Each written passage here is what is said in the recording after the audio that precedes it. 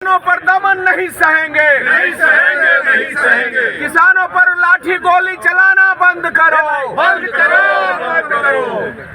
APMC act लागू करना होगा, करना होगा, करना होगा, एपीएमसी एक्ट लागू करना होगा, करना होगा, करना होगा। किसानों को फसलों की उचित मुआवजा के साथ है। और जब राज्य का मुख्यमंत्री घोषणा करे सदन में और वो इम्प्लीमेंट नहीं हो तो उसको क्या समझा जाएगा। बिहार अपने आप को ये महसूस कर रहा है कि मुख्यमंत्री विहीन ये बिहार हो चुका है। लेकिन मुख्यमंत्री तो कहा, उन्होंने कहा कि टाइम को हम घटाएंगे तो आप पत्रकार है ना, आप दिखाइए कि घटा है कि नहीं घटा है। आप जांच कर लीजिए और उसके बाद जो सही है उसको चला दीजिए। फिर नया एक लीटर गया है। मैं कह रहा हूँ यही जांच लीजिए, चला दीजिए। माननीय मुख्यमंत्री सदन को गुमराह किया है, उनको सदन में रहने का कोई अधिकार नहीं, मुख्यमंत्री पद पर रहने का कोई। आगे आप लोग क्या कीजिएगा? लगता है कि वो सठिया गया है लोग, क्योंकि उनको पद नहीं मिला है। बनके कर दो ना, पिछले बार सरकार बनी थी, मेरे सामने तो कर दो। जब हम लोग से चले गए थे उधर, उस समय उप मुख्यमंत्री उनको बनाया गया था।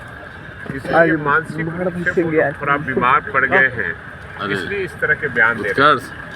आने वाले दिनों में पता चलेगा ये जो यात्रा हो रही है और जिस तरह से भीड़ जुट रही है और हम सब लोग उसका साथ दे रहा है, इससे घबराहट में लोग अलबल बयान दे रहे हैं। जीतन राम मांझी ने कहा है कि 44 सालों के इतिहास में पहली बार ऐसा हो रहा है कि विपक्ष सदन से गायब। तेजस्वी यादव को संविधान का ज्ञान नहीं है। नहीं, विपक्ष कभी गायब नहीं है। हम लोग विपक्ष का रोल अदा कर रहे हैं और उनको नहीं लग रहा है विपक्ष का काम जो है वो काम बखूबी कर रहा है विपक्ष का। तेजस्वी की मांग हो रही है, तरह तरह के बयानबाजी हो रही है। कहा जा रहा है अब सवाल है कि सब लोग को डर लगने लगा है रैली के घोषणा से और घबराहट हो रही है। जिलों में जो भीड़ जुट रही है इससे घबराहट हो गई है, इसलिए बेचैनी में ये सब बयान दे रहे हैं। इतिहास रचेगा 3 मार्च एकदम 3 मार्च को इतिहास रचेगा देश का और तेजस्वी यादव के नेतृत्व में आने वाले दिनों में महागठबंधन की सरकार केंद्र में भी बनेगी और बिहार में भी बनेगी। जनता पार्टी के एमएलए, जनता दल के एमएलए विधान परिषद में जो तथ्य सामने रखे गए हैं उसके लिए कमेटी बनाई गई है और 2 दिन लगातार माननीय मुख्यमंत्री जी ने स्कूल टाइमिंग के लिहाज से, टीचर के लिहाज से, बच्चों के लिहाज से जो बातें कही हैं वो भी इम्प्लीमेंट नहीं हो रही हैं। तो इसका क्या मतलब है कि विभाग मुख्यमंत्री के इकबाल और गवर्नेंस से ऊपर हो गया। ये बहुत बड़ा सवाल है। विधानसभा भंग करने के लिए विधानसभा भंग होगा नहीं हो ये तो वो जाने, लेकिन जिस तरफ ये बढ़ रहे हैं, जिस अनमने ढंग से कार्यक्रम चल रहा है और जिसका नुकसान बिहार की आम जनता को हो रहा है, ये तो बहुत ही दुखदायी है।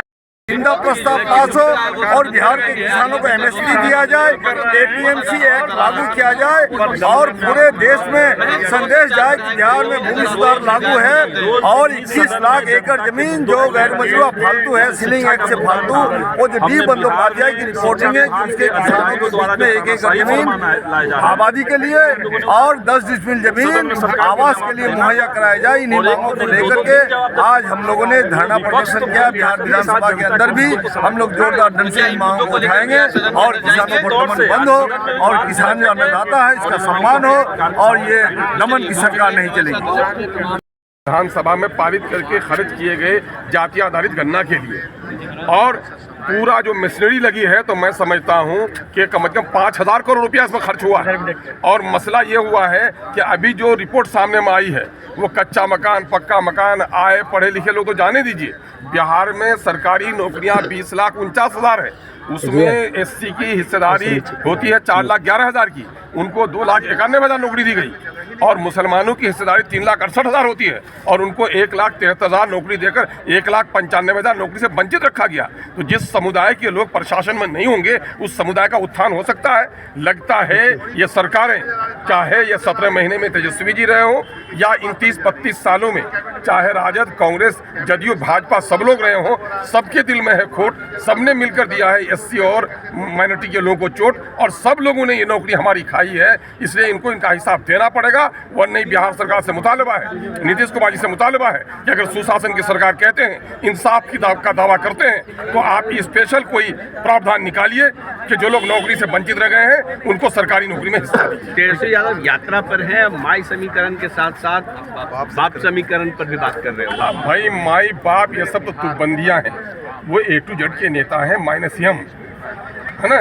माइनॉरिटी की उनको जरूरत नहीं है, बड़े नेता वो बन गए हैं, अब यात्रा में गए हैं। ये लोग अवसरवादी हैं, ये लोग अवसर चाहते हैं, गद्दी में बैठना।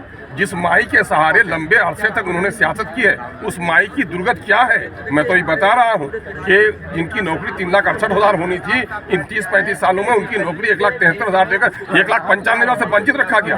उर्दू के टीचर डंडे खा रहे हैं, उर्दू के संस्थान बंद हो रहे हैं, उर्दू की किताबें छप नहीं रहे हैं। पलायन करने वालों में अधिकांश संख्या अल्पसंख्यकों की और दलितों की है। तो ये लोग दलितों और अल्पसंख्यकों से किस मुँह से वोट मांगेंगे। ये तो बिहार की विडम्बना है कि बिहार में लोग गद्दी की लड़ाई लड़ते हैं, विचारधारा की लड़ाई समाप्त हो गई है, जनता के समस्याओं के समाधान की लड़ाई समाप्त हो गई है। अफसरशाही के बारे में जब चीफ मिनिस्टर उसको देने लगे सर्टिफिकेट, उस देश का क्या होगा। अफसरशाही आसमान पर है और नौकरशाही के नीचे बिहार दब चुका है और लोकतंत्र का चीरहरण हो रहा है।